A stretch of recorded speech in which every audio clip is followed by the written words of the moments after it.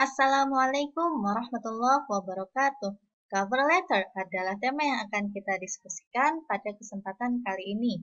Cover letter ini merupakan nama lain dari surat lamaran pekerjaan. Dalam bahasa Inggris kerap disebut dengan cover atau bungkus ya, karena sebenarnya surat lamaran pekerjaan merupakan pengantar bagi resume atau CV yang kita kirimkan saat melamar pekerjaan yang diinginkan pada perusahaan tertentu. Berikut ini adalah beberapa hal yang perlu diperhatikan saat membuat cover letter. Pertama, pastikan untuk menggunakan bahasa yang padat dan jelas atau ringkas. Kemudian, gunakan mode tailor-made saat membuat surat lamaran pekerjaan pada perusahaan yang kita tuju. Apa yang dimaksud dengan tailor-made? Maksudnya adalah surat lamaran yang kita gunakan itu disusun khusus untuk pekerjaan yang kita inginkan pada pekerjaan yang kita sasar, sehingga kita tidak membuat surat lamaran pekerjaan yang sama untuk pekerjaan yang berbeda atau untuk perusahaan yang berbeda. Berikutnya, pastikan untuk meng-highlight pencapaian yang sudah kita raih, termasuk juga keterampilan, kemampuan, dan pengetahuan yang kita miliki, tentunya yang selaras dengan pekerjaan yang kita lamar. Fokus pada penerima, karena ini bukan tentang kita, tapi tentang bagaimana kita berbicara pada halayak atau stakeholder yang kita tuju. Sertakan surat referensi. Biasanya surat referensi ini menjadi penguat dari justifikasi kemampuan, keterampilan, dan pengetahuan maupun pencapaian yang kita miliki yang selaras dengan pekerjaan yang kita lamar. Berikut ini adalah format dari cover letter. Biasanya terdiri dari 3 bagian. Yang pertama adalah introduction atau perkenalan, kemudian ada the offering atau penawaran, dan terakhir adalah conclusion atau kesimpulan. Pada bagian perkenalan, pastikan bahwa jika teman-teman sudah tahu siapa kepala human resource-nya atau bagian sumber daya manusianya, akan lebih baik untuk menyebut nama kepala bagian sumber daya manusia atau bagian yang menerima karyawan baru. Misalnya kalau di universitas barangkali adalah wakil rektor bidang sumber daya manusia, begitu ya. Nah, menyebutkan nama yang sudah kita ketahui dan benar itu lebih bagus daripada menyebutkan secara umum. Pastikan untuk membuat latar belakang yang sesuai dengan kenapa kita melamar pekerjaan tersebut. Misalnya kita melamar sebagai marketing, ya berikan latar belakang yang sesuai, bahwa misalnya teman-teman sudah memiliki beberapa waktu pengalaman di bidang yang sama. Pada bagian offering, jangan lupa untuk di sini teman-teman menyampaikan pencapaian, keterampilan, dan kemampuan apa yang teman-teman miliki yang kemungkinan bisa membantu perusahaan atau institusi yang dituju untuk menjadi bertumbuh lebih sukses lagi di masa depan dengan keberadaan teman-teman. Misalnya, I've been following your company closely and aware of your outstanding success.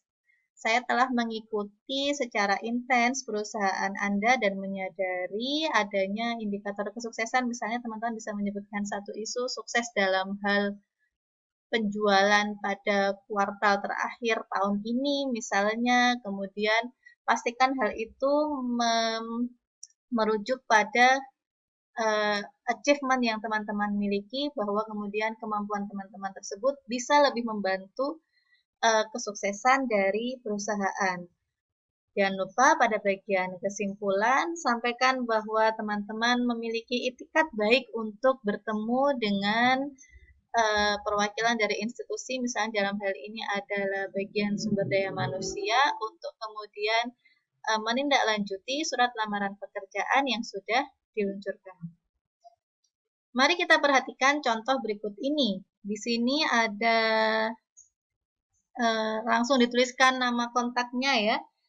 Jadi seperti yang tadi sudah kita sampaikan, kalau kita tahu nama lengkap dari orang yang memegang jabatan tertentu yang akan mengurusi lamaran pekerjaan kita, maka lebih bagus untuk mencantumkan namanya secara individu tersebut pada surat lamaran pekerjaan.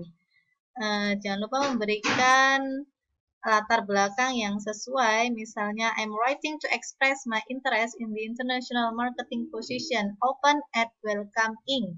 Jadi saya menulis surat lamaran pekerjaan ini untuk mengekspresikan ketertarikan saya pada posisi international marketing pada Welcome Inc. Disampaikanlah misalnya pengantar bahwa I am very familiar with your products and would welcome the opportunity to speak with you about how I could help increase your international market share. Nah, di sini teman-teman bisa melihat pengantarnya adalah menyebutkan bahwa kita sudah familiar dengan produknya, kemudian jangan lupa berikan terutama kalau memiliki kolega yang kira-kira dikenal juga oleh perusahaan yang kita tuju, yang merekomendasikan kita untuk berada di sana. Seperti my colleague Jana Doling recommended that I contact you directly about this position.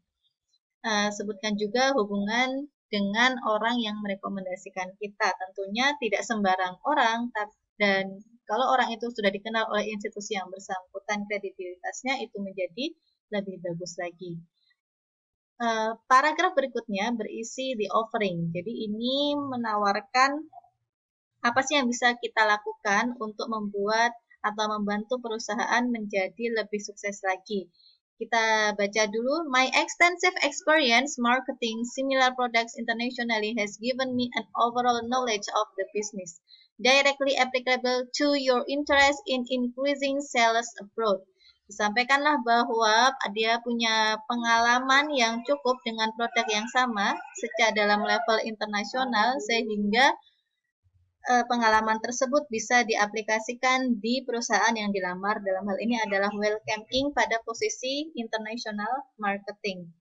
Disebutkan experience-nya in my previous position as internal marketing manager with ABC Company. Pada posisi sebelumnya di perusahaan ABC, I successfully increased our revenue in each of my territories by over 40% within my first year.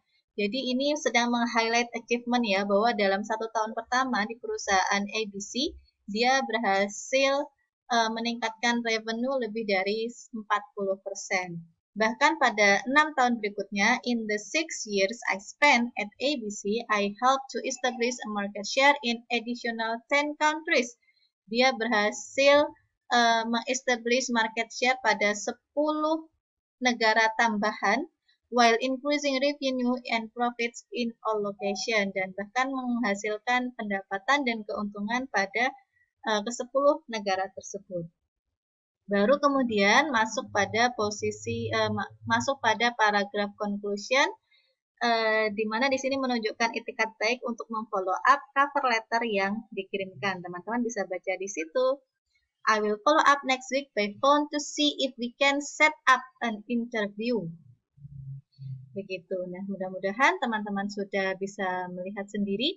Intinya adalah bagaimana caranya teman-teman menemukan template yang tepat untuk lamaran pekerjaan yang akan dibuat. Karena pada saat ini dengan banyaknya informasi melalui cara browsing atau googling, sepertinya sangat tidak mungkin bagi seseorang, terutama fresh graduate, untuk membuat surat lamaran pekerjaan ngawang-ngawang tanpa melihat template yang sudah ada. Jadi teman-teman sebenarnya tinggal mencari template yang sesuai. Pastikan bahwa template tersebut sudah berisi latar belakang yang sesuai. Kemudian jangan lupa pastikan di offering atau penawaran teman-teman pada paragraf kedua itu sudah tepat. Dan kalau misalnya teman-teman menanyakan kenapa contohnya dalam bahasa Inggris, karena memang biasanya tawaran pekerjaan dalam bahasa Inggris di Indonesia itu relevan dengan tawaran gaji atas pekerjaan tersebut yang juga menjanjikan. Begitu. Assalamualaikum warahmatullahi wabarakatuh.